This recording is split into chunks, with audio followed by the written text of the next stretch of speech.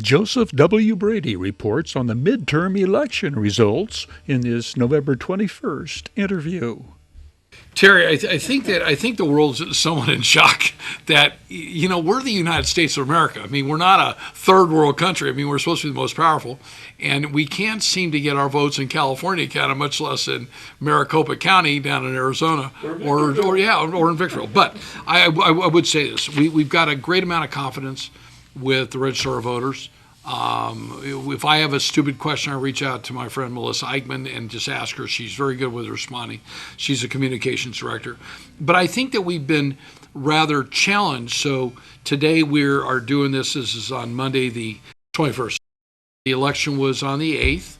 There's been 12 days past. I think today we're pretty much done. The numbers I'm going to go through are literally done. But you feel bad I feel bad for Lizette Angulo and Bob Harriman in the city of Victorville. I mean, this going back and forth and these really, I feel bad for the congresswoman back in Denver. You've got these really, really close races, and you feel bad for our congressional leaders on both sides. You feel bad for our senatorial leaders on both sides. I feel, bad for the two senators or the two senators to be, Warnock and Herschel, back in back in Georgia. Better yet, I feel bad for our country. I think the country is looking for a change. I don't think that change came. I think that our president now has to sit down and say, am I going to either cooperate or I'm going to be looked at the bad guy? I know some people feel that the Republicans might take some time to investigate things that they need to that have gone on. We have spent the last 7 years investigating Donald Trump, and the issue today is not about Donald Trump. The issue, I think, nationally is about inflation, protecting the borders. We have 7 million male candidates that can go to work today in our country, and they're not working. Everywhere I go, I was just up at a community college conference up in San Francisco at a Hyatt, no valet, nobody to take up our bags to our rooms because they have a shortage of people. This is in San Francisco. So, Terry, I think that people want to get the interest rate issue resolved. The inflation issue is a real deal, and whether or not you agree with one side or another, we have issues. So I was glad to see the president last week come out and say, I want to cooperate with the Republicans. Well, I don't think you have a choice. If you want to move your agenda forward, you need to do that. While in the past, 2 weeks ago, it was like, I don't need to cooperate with anybody. So I hope that people watch this realize this, that for the last 6 years, we have done nothing but investigate people. And while there may be investigations going on soon, and I probably wouldn't want to go up against Jim Jordan, and in the judiciary, we need to get some of these things out. I think we need to clear the deck. I think we need to be honest with each other and realize that while we've been pointing fingers at one side, we need to take a look at the other, and let's get on with the people's business. But what's gone on here? So in our area, we had some close races. On the Victor Valley Community College side, my friend Brandon Wood was reelected very, very handsomely, and I'm glad. And I was reelected. My competition was Blanca Gomez, who's a council person in Victorville. And I want to say one thing for the audience. Blanca, while we talked 2 weeks ago, it wasn't about this election. I want to thank you for keeping it on point. We intentionally did not say anything negative. There was no reason to say anything negative. I said to you when we last talked that I'm willing to sit down with you anytime, any place, anywhere. You can bring whoever you want. I will have somebody there so that we're clear about what we would discuss. And let's discuss things that benefit the city of Victorville, the High Desert, and Victor Valley College. So I think you're a student out there, and I think it's really important. In Victorville, we had two races. You had Deborah Jones, the existing mayor, and her competition was Pastor Raphael Porras, and she handily won that race. I thought it was going to be a tighter race. And then in the new district that was created, you had Lizette Angulo, and who's married to Basil Kimbrough, and they're both friends. So I want to go on the record and say they're both friends. I know them well. They've been to my house for dinner, so that's how I consider them friends. But they competed with a friend of mine, Bob Harriman, who's in the concrete business. He's a planning commissioner. She was up in the probably the first 4 days pretty handsomely, but then we saw the change, and it looks like Bob won. And I just hope, Lizette, that you're able to continue to work with some of the leaders within the council. I would absolutely encourage them to do that. I recently was talking to Liz Becerra council member, Liz Becerra. I think everybody brings value, even though the election's over. I know you've tried 3 times. I consider you a friend. I love your input. I will still send you articles from time to time, and we got that. Out in Adelanto, Mayor Gabriel Reyes made a really strong showing. There were 5 people. So when you divide up the vote like that, that's pretty strong. He came with 48.45%. He got 1,653 votes. That's pretty big out of 3,412. So the second place went to Stefania Evans, who's a council member. So she'll be off. Third place went to Diana Esmeralda. Fourth place went to Ronald Beard, who's run before. And fifth place went to Monique Correa. So congratulations, Mayor. I wish you the best. We look forward to working with you. Paul Castillo in our office is kind of the king of real estate out in Adelanto, and he's done very well. We just closed a big deal out there, so we're proud. It's the biggest industrial deal that a broker up here has closed this year in the high desert.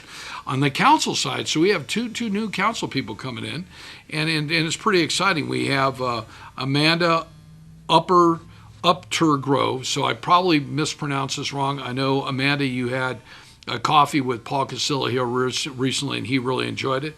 And then a young man, Angelo Mezza. So Amanda got 24.15% of the vote, 1,194 people, and Angelo got 23.84%, 1,179. It was, then you had 19. So Miguel Soto, who gave a great presentation. I was pleased to see that. I want to mention John Pinkerton, former trustee John Pinkerton with Victor Valley College, and his great wife and fellow trustee Sharon Pinkerton, and a group of leaders in Adelanto 3-4 Sundays ago it was kind of a debate discussion over at Adelanto High School in their Performing Arts Center, gorgeous facility. I had not been on the school campus in a long time, and it was very entertaining. I want to thank John and everybody that did, and Sharon. I thought it was a great idea. I was able to get out there. I was able to see an old friend of ours, Tiana Green, whose mom used to work with our firm, and whose dad was just a great guy. So I saw her. She sang she didn't give the invocation. She gave not the Pledge of Allegiance, but our national anthem. And Terry, she absolutely knocked out of the park. And from the moment she sang, I knew that she had to be related and had to be the daughter of Pam Green. So Pam Green, Leonard Green, God bless you. Tiana, I'm going to have you on out to Victor Valley Community College District to sing that. You just knocked out of the charts, and I was really glad. John, thanks. Out in Barstow had a kind of a tough race out there, and I'm looking while I am fumbling because I know that we got this right. Let's talk a little bit about Apple Valley. Carrie Leon, who's been the mayor, who's been out there. She's real passionate. She's with Agio Real Estate. Her and Paul own it. She did a really good job. She beat out a friend of everybody, Michael Karen. I want to put a plug in. Michael, your son is just a great quarterback at Victor Valley College. She got 68% of the vote, so that's a pretty resounding win. And I was at a function where Michael stood up and she was there, and Michael said, if you want to vote for Carrie, vote for her, and that's okay. I'm not going to be disappointed. Michael, I really took that. You really said something to me when you did that. I've known you forever, but that really was classy. Kurt Emick bested Matthew Rutledge, 55.21% to 44. I thought that was a lot closer race than I think it seemed. 1,892 votes. Well, it was tight at the beginning. It was like 100 votes spread, but congrats, Kurt. You and Val have been very committed to Apple Valley. I mean, Val goes to absolutely everything she possibly can. She breathes it. She loves it. Kurt, they make a great couple. I've known them since we were on 7th Street together, where Kurt's Farms is. Barstow had some interesting. So Carmen Hernandez is back on the council again. So she had been on the council. I haven't seen her in a while. Carmen, welcome back. I know she did a brief stint over at Barstow Community College. And so she's back. She got 427 votes, or 57% of the vote. and she bested Martha O'Brien. Martha's a great lady. I've had a chance to talk to her in the past, know something about her, and I really suggest, Martha, you stay involved in politics, get involved somehow, and maybe Carmen will appoint you to some committee as chairman. Terry, we want to keep people involved out here. The one thing, if somebody gets defeated, that doesn't mean that they've lost. It just means they lost that race. Doesn't mean there's not a greater place. James Noble won. Again, he is an existing council member. James, I hope during this term we get a chance to break bread. I would love to do it. You've got a great son who is a great football player at my alma mater, Cal Poly San Luis Obispo, and he's done a great job with his gym over there on Main Street. So he got 54.06%. to 45% for Terry Peralta. I'd met Terry. Terry was in the Parks Department out at the city for a long period of time and had a strong following with 509 votes. She'd never run before. So we've got those. I think we have two other measures that I'm looking up here. That one was on the, hold on here, Terry. I'm going to have to cut this portion of the tape. So just congrats to everybody that won. The Valley has a lot of great things going on right now. I'm excited. Hopefully the speed train will come to finalization. Our bishop, I know you follow that, and the town is totally behind that. I think that's a real deal. Silverwood project is totally under construction. John O'Haney, and congrats. We got Covington Capital leading the pack with new buildings on out here and their acquisition at SCLA in the last year. We got Prologis out at SCLA. We've got what's going on in Atalanta on their industrial park. We got the BNSF to $1.5 billion investment on 4,500 acres coming to town. We got the great growth out in the northern portion of Apple Valley. We have the Green Tree bridge opening up in April. It's a time that we all come together and kind of put our stuff behind. I will say this: I was a little disappointed in my political party, the San Bernardino County Republicans. I won't say, Terry, for this video because they've already received the video, but we have two prominent Republicans. Both are in the first district for the GOP. That in closed session told two big lies. I didn't get the endorsement. I was able to prove that I didn't need the endorsement, so that shows that maybe what the GOP was doing up here. But my message to those two people who will get this is I've already sent you a video. I've already sent a video down to Phil Cothran, who's the GOP chair. We're going to be meeting. I think we need to come together pretty soon, because if not, I think that people will then need to know who you are. I don't think we need to do that to people up here. I don't think hurting a fellow Republican and coming from a Republican and coming from a person that was over at the Victor Valley Community College Foundation, we don't need to do that. The High Desert has a great opportunity to grow. We don't all have to get along. We don't all have to be friends. But at the end of the day, we need to welcome those people that want to come up here. We need to graduate those people to live up here.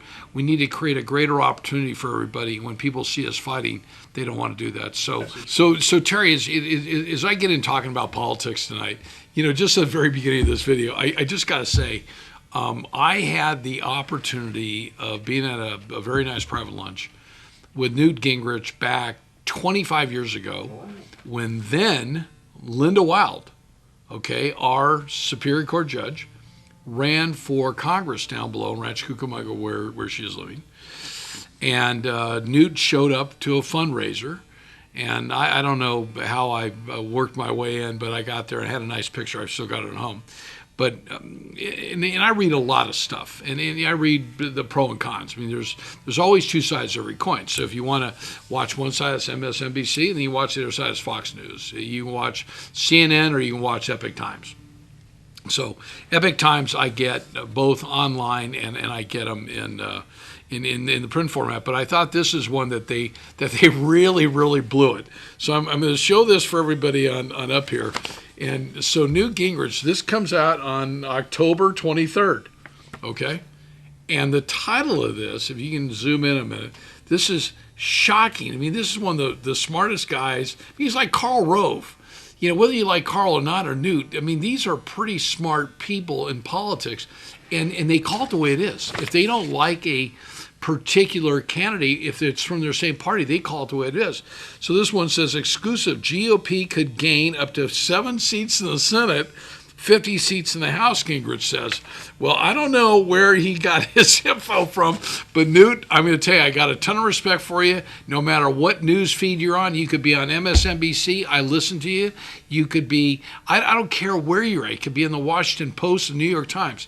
I have a lot of respect for him, but this one, Newt, I hate to tell you, you blew it. So just so I hope people enjoy the balance of my comments relative to getting along in the high desert political the political outcome. So I want to wish everybody a happy holiday. I hope everybody had a great Thanksgiving. This won't come out until afterwards. We're finishing out the next edition of the Brad Coy Desert Report. It will come out in the first month of January. So every elected will receive that pro bono. And I want to wish everybody a very Merry Christmas, a Happy New Year from all the associates here at the Brad Co Companies. Thanks. We hope you'll join us on upcoming reports when Joseph W. Brady addresses economic and political issues affecting residents of our Mojave River Valley. Thank you for watching.